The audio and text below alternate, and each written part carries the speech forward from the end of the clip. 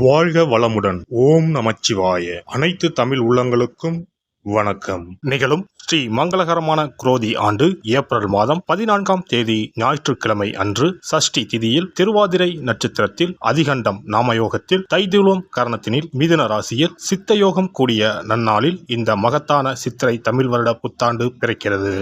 சித்திரை மாத கிரக நிலைகளை பார்க்கும்போது மேச ராசியில் குருவுடன் சூரிய பகவான் உள்ளார். கன்னி ராசியில் கேது பகவானும், மீன ராசியில் புதன், சுக்கிரன், ராகு பகவான் உள்ளனர். கும்ப ராசியில் சனி பகவானும் செவ்வாய் பகவானும் உள்ளனர். இந்த ஆண்டு சித்திரை மாதத்திலேயே குரு பகவான் 12 ஆண்டுகளுக்கு பிறகு ரிஷபராசிக்கு இடப்பெயர்ச்சி ஆகிறார். 30 ஆண்டுகளுக்கு பிறகு சனி பகவான் மீனராசி சென்று ராகுவுடன் இணைய போகிறார். பிறக்கப் போகும் குரோதி தமிழ் புத்தாண்டில் 2 கிரக உச்சத்தையும் ஒரு நீசபங்க ராஜயோக கிரகத்தையும் தன்னுடைய கோச்சாரமாக கொண்டுள்ளது.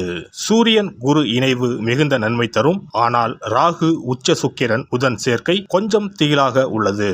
அதேபோல் சனி செவ்வாய் சேர்க்கையும் நன்மை தருவதாக இல்லை. எனவே இந்த வருடம் நன்மை எவ்வளவு அதிகம் உள்ளதோ அதே அளவு கெடுதலும் உள்ளது. எனவே அவரவர் குடும்ப பெண்களையும், இளைஞர்களையும், குழந்தைகளையும் நீங்கள்தான் பத்திரமாக பார்த்துக் கொள்ள வேண்டும். இதில் ஒன்றை சொல்லியே ஆக வேண்டும். நினைப்பதை நல்ல செயலாக நினையுங்கள். ஏனெனில் கொஞ்சம் கோக்குமாக்கு யோசனை எட்டி பார்க்கும். வேறென்ன, ஒரு துணையை செட்டப் பண்ணலாமா என்று ரொம்ப நாளாக மனதில் ஓடிக்கொண்டே இருக்கும். இந்த மாதிரி விளங்காத யோசனைகள் எல்லாம் வேண்டாம். செல்வம் செல்வாக்கு பெருக, நல்ல நட்பு கிடைக்க, முயற்சிகளில் முன்னேற்றம், வாழ்வின் அபிவிருத்தி என இவை சார்ந்து சிந்தனை செய்யுங்கள். இந்த வருடம் அத்தனையும் நடக்கும். நல்லன எல்லாம் கைகூடி வரும். விருச்சிக ராசி அன்பர்களே, குரோதி ஆண்டில் குருவின் பார்வை உங்கள் ராசியின் மீது விழுகிறது. லாபஸ்தானம், தைரியஸ்தானங்களின் மீது குருவின் பார்வை விழுகிறது. குரு பகவான் உங்கள் ராசிக்கு 7ஆம் பாவமான திருமணம், கூட்டுத் தொழில், வாழ்க்கை துணை, வெளிநாட்டு வாழ்க்கை, காதல் ஆகிய காரகங்களை குறிப்பிடும் ஸ்தானத்தில் பயணம் செய்ய போவதால் வேலை தொழிலில் முன்னேற்றம் உண்டாகும். பொருளாதார நிலையில் இருந்த முட்டுக்கட்டைகள் அகலும். வரவேண்டிய பாக்கிகள் வரும். கடன்கள் அடைப்படும். குரு 7ஆம் வீட்டில் அமர்ந்து உங்கள் ராசியை பார்க்கிறார். உங்களுடைய நீண்ட நாள் கனவுகள் நனவாகும் நேரம் வந்துவிட்டது. குரு தன்னுடைய 5ஆம் பார்வையால் லாபஸ்தானத்தை பார்வையிடுவதால் குடும்பத்தில் ஏற்பட்டுள்ள குழப்பங்கள் தீரும். வெளிநாடு தொடர்புடைய வேலைகள் அமையும். சம்பாதிக்கும் பணம், சொத்து, வசதி வாய்ப்புகள் பெருகும்.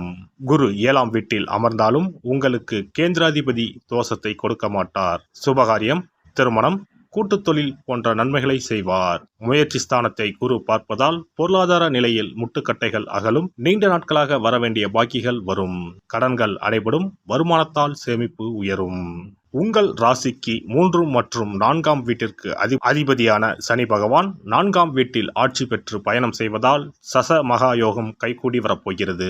வேலை இல்லாமல் இருந்தவர்களுக்கு குரோதி ஆண்டில் வேலைக்கான வாய்ப்பும் சந்தர்ப்பமும் அமையும்.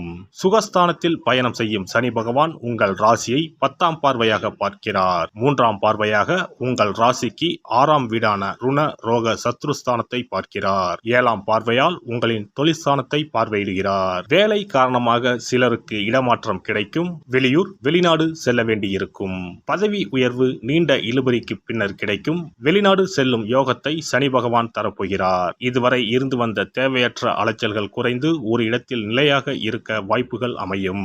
இடம் வாங்குவதற்கு, வீடு வாங்குவதற்கு, வண்டி வாகனம் வாங்குவதற்கு வாய்ப்புகள் தானாக தேடி வந்து சேரும். குரோதி ஆண்டில் உங்களுக்கு நிம்மதியும் சந்தோஷமும் கிடைக்கப் போகிறது. உங்களுக்கு விடிவு காலம் வந்துவிட்டது. இனி தொட்டதெல்லாம் துலங்கும். தேவையற்ற செலவுகள் குறையும். செய்யும் முயற்சிகளில் வெற்றி கிடைக்கும்.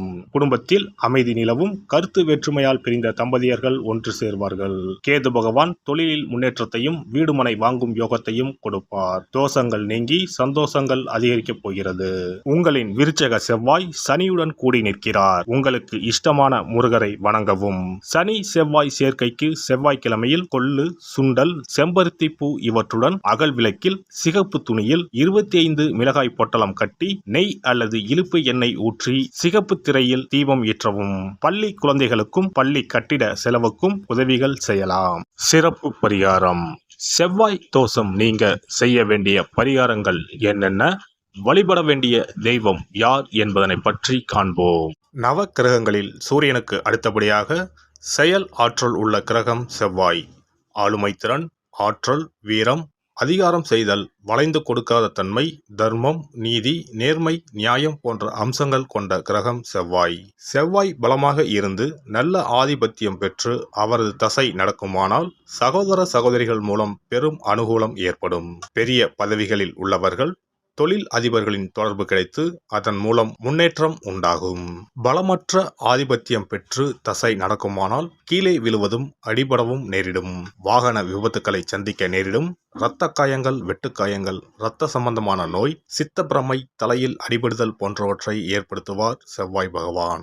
வீண் வழக்குகள், சண்டை சச்சரவுகள், மறைமுக நேர்முக எதிரிகள், பொருள் களவு போகுதல், செய்தொழில் வியாபாரத்தில் திடீரென்று பெருத்த நஷ்டம், அரசாங்க கெடுபிடி, பதவி இறக்கம், மறைந்து வாழும் சூழ்நிலை என்று பலவகை இன்னல்களை உருவாக்குவார். செவ்வாய் முதலான தோஷங்கள் அனைத்தும் நீங்க அவரின் அருளை முழுவதும் பெற செவ்வாய்க்குரிய அதிதேவதையான முருகனை வழிபடுவதும், கோதுமை ரொட்டி, வெள்ளை எள் கலந்த இனிப்பு பலகாரங்கள், துவரை போன்றவற்றை ஏழைகளுக்கு தானம் கொடுப்பதும் நல்லது. செவ்வாய் கிழமைகளில் விரதம் இருந்து செவ்வாய் பகவானுக்கு விளக்கேற்றுவது, சஷ்டி விரதம், கிருத்திகை விரதம் மேற்கொள்வது, தினமும் கந்த சஷ்டி கவசம் படிப்பது நல்லது. மேலும் செவ்வாய்க்குரிய கல்லான பவளக்கல்லை மோதிரத்தில் பதித்து அணிவது, சிவப்பு நிற ஆடையை அணிந்து கொள்வது, செப்பு பாத்திரங்களை உபயோகிப்பது போன்றவற்றால் செவ்வாயால் உண்டாகக்கூடிய தோஷங்கள் குறையும். செவ்வாய் பகவானுக்கு செய்யும் பரிகாரங்கள் அனைத்தும் முருகனுக்கு உகந்தது என்பதால் முருகனின் திருவருளும் கிட்டும். திருமண வாழ்க்கையில் செவ்வாய் பகவானுக்கு முக்கிய பங்கு உண்டு. திருமணத்துக்கு வரன் பார்க்கும் போது பிள்ளைக்கோ அல்லது பெண்ணுக்கோ செவ்வாய் தோஷம் இருக்கிறதா என்றுதான் முதலில் கேட்பார்கள். அந்த அளவுக்கு செவ்வாய் தோஷம் மிகவும் முக்கியமானதாக பார்க்கப்படுகிறது. ஒருவரின் ஜனன ஜாதகத்தில் லக்னம், சந்திரன், சுக்கிரன் ஆகியோருக்கும் செவ்வாய் இருக்கும் இடத்துக்கும் உள்ள தொடர்பை கொண்டுதான் செவ்வாய் தோஷம் ஒருவரின் ஜாதகத்தில் எந்த அளவுக்கு வலிமையாக இருக்கிறது என்பதை கணிக்க முடியும்.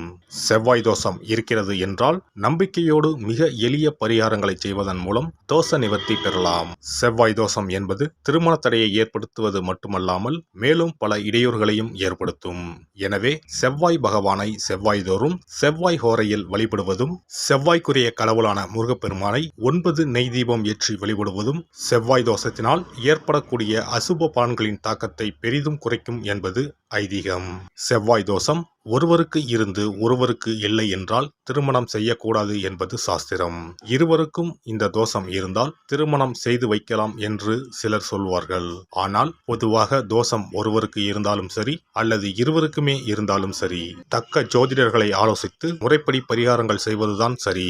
செவ்வாய் தோஷத்தால் திருமண தடை உள்ளவர்கள் வைத்தீஸ்வரன் கோவிலுக்கு வந்து அரசமரத்தடி விநாயகர், ஆதி வைத்தியநாதரை வழிபட்டு ஆலமரத்தை சுற்றி வர வேண்டும். வைத்தியநாத சுவாமி, தையல்நாயகி அம்மன், செவ்வாய்க்கு அதிதேவதையான முருகப்பெருமானை வழிபட வேண்டும். சன்னதியில் உள்ள செவ்வாய் பகவானுக்கு சிகப்பு வஸ்திரம் சாத்தி அபிஷேகம் செய்து பரிகாரம் செய்ய தடைகள் நீங்கும். இந்த வீடியோ பதிவு உங்களுக்கு பிடித்திருந்தால் லைக் பண்ணுங்க, கமெண்ட் பண்ணுங்க, ஷேர் பண்ணுங்க, மறக்காம சப்ஸ்கிரைப் பண்ணுங்க, பக்கத்துல இருக்கிற பெல் பட்டனை கிளிக் பண்ணுங்க. நன்றி, வணக்கம். ஓம் நமச்சிவாய. சிவாய நம.